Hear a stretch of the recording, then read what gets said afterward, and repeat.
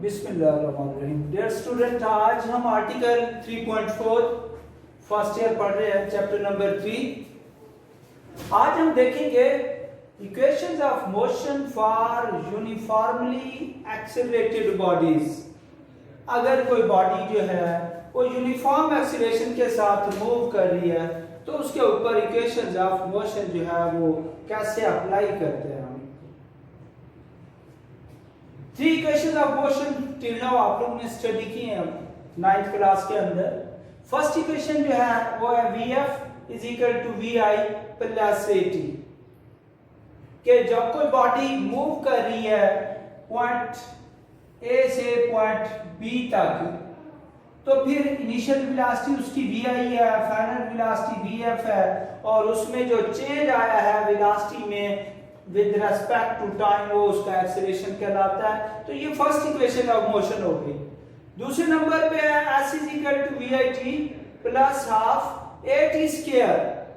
अब यहाँ पे अगर हम देखें S जो है इसका A से B तक तय करदा डिस्प्लेसमेंट है, V इसकी इनिशियल वेलोसिटी है, T टाइम है एक्सेलरेशन और T स्क्वायर, और third equation of motion 2as is equal to Vf square minus Vi square. और ये फोर्थ जो लिखी है ये बेसिकली क्या है, ये S is equal to V cross T होता है। यहां पे V एवरेज लिया गया है, final velocity plus initial velocity divided by 2, ये क्या है V एवरेज कहलाता है। अब यहां पे देखिए मैंने किसी के ऊपर वेक्टर्स की मैं बात कर रहा हूं, वेलोसिटी की बात कर रहा हूं, लेकिन मैंने क्या है इनके ऊपर एरो नहीं लगाया, किसी के ऊपर ना फाइनल वेलोसिटी के ऊपर है, ना इनिशियल, ना एक्सीलरेशन, और ना ही डिस्प्लेसमेंट के ऊपर एरो लगाया है। एरो क्यों नहीं लगाया? Because these are moving in a straight line. जब ये स्ट्रेट लाइन में मूव कर रही हूं तब तमाम वेक्टर्स जो हैं एज ए स्केलर जो है आप उनको काउंट कर सकते हो या लिख सकते हो। मीन ये बात अंडरस्टूड होती है कि ये वेक्टर है, उस वक्त स्पीड और वेलोसिटी क्या होते हैं, इक्वल होते हैं। डिस्टेंस और डिस्प्लेसमेंट क्या होते हैं, इक्वल होते हैं जब स्ट्रेट लाइन में मूव कर रहे हो। तो फिर लाजमी नहीं है कि इनके ऊपर एरो लगाया जाए। How to apply these equations? तो इन इक्वेशंस को हम कैसे अप्लाई कर सकते हैं? पहला पॉइंट देखें, equations are useful only for linear motion. Motion, linear motion, motion in a straight line. तो ये बात जो है क्लियर है, स्ट्रेट लाइन में बॉडी मूव कर रही है तो यहां पे देखें इसका क्या है, डायरेक्शन चेंज नहीं हो रही। डायरेक्शन चेंज नहीं हो रही तो इसकी वेलोसिटी और इसकी स्पीड जो है आप लिख सकते हैं कि इक्विवेलेंट है। तो आप इसको इस फॉर्म में लिखें या इस फॉर्म में लिखें, एक ही बात है। आप इसका डिस्प्लेसमेंट s या डिस्टेंस लिखें तब भी एक ही बात है, क्योंकि स्ट्रेट लाइन में मूव करेंगे तो डायरेक्शन चेंज नहीं होगी। डायरेक्शन चेंज नहीं होगी तो स्केलर्स और वेक्टर जो है सेम ट्रीट किए जा सकते हैं। एंड यूनिफॉर्म एक्सीलरेशन ये ऑब्जेक्टिव है जहां पे मैंने अंडरलाइन किया है कि ये कब अप्लाई की जा सकती है, when the body is moving in a straight line with uniform acceleration.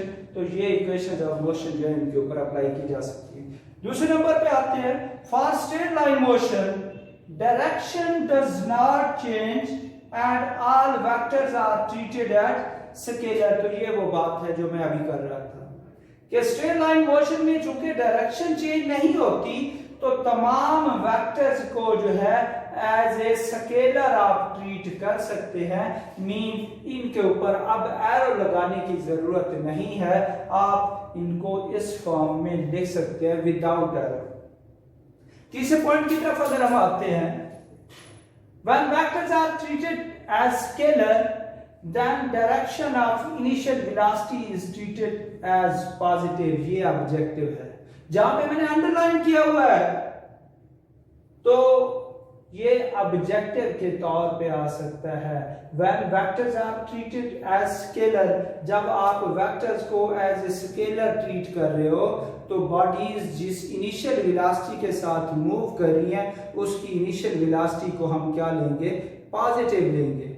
हाँ, उस वेलोसिटी के अगर डायरेक्शन किसी की अपोजिट आ रही है, वो कोई भी क्वांटिटी हो, तो उसको हम क्या ले लेंगे, उसको हम नेगेटिव लेंगे।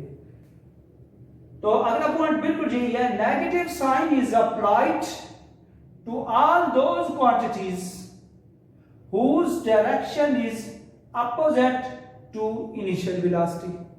तो उन तमाम क्वांटिटीज को, चाहे वो डिस्प्लेसमेंट है, चाहे फाइनल वेलोसिटी है, तो उनको हम क्या है, नेगेटिव कंसीडर कर सकते हैं अगर उनकी डायरेक्शन जो है इनिशियल वेलोसिटी के क्या आ रही है, अपोजिट आ रही है। Negative sign is applied to all those quantities whose direction is opposite to initial velocity. तो ये एक न्यूमेरिकल भी है जिसमें हम डिस्प्लेसमेंट को नेगेटिव कंसीडर करते हैं। क्यों करते हैं? क्योंकि उसकी डायरेक्शन जो है अपोजिट हो जाती है इनिशियल वेलोसिटी के। लास्ट क्वेश्चन जो है वो इससे रिलेटेड है कि ये उस वक्त अप्लाई होता है when the body is moving along the horizontal path. If the body is moving along the horizontal path, अगर उसकी लाइन में कोई बॉडी हरकत कर रही है, तो उस वक्त एक्सेलरेशन को आप a लिखते हैं।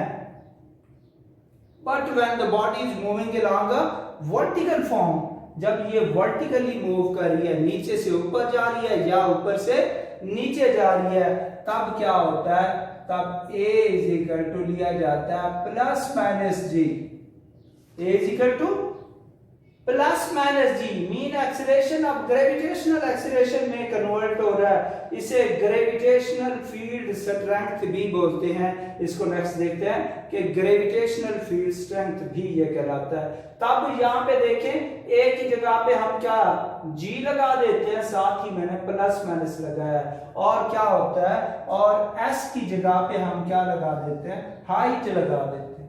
ये डिस्टेंस इन हॉरिजॉन्टल पाथ, ये डिस्टेंस इन वर्टिकल पाथ, जिसे हम हाइट का नाम देते हैं। तो s is equal to h हो जाएगा और a इज इक्वल टू क्या हो जाएगा, प्लस माइनस g हो जाएगा। इस तरह इसको लिखा जाता है। s की जगह पे h लगा दिया है, v plus minus half gt square और 2s है, तो आप इसको लगा सकते हो plus minus 2gh is equal to vf square minus vi square.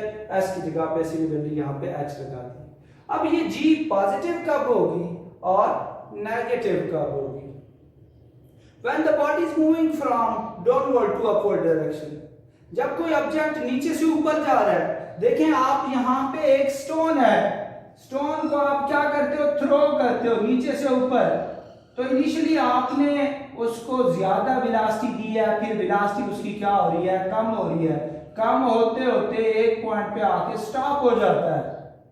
अब देखिए वेलोसिटी कम हो रही है, जब भी वेलोसिटी कम होगी तो एक्सेलरेशन जो है वो नेगेटिव में आता है।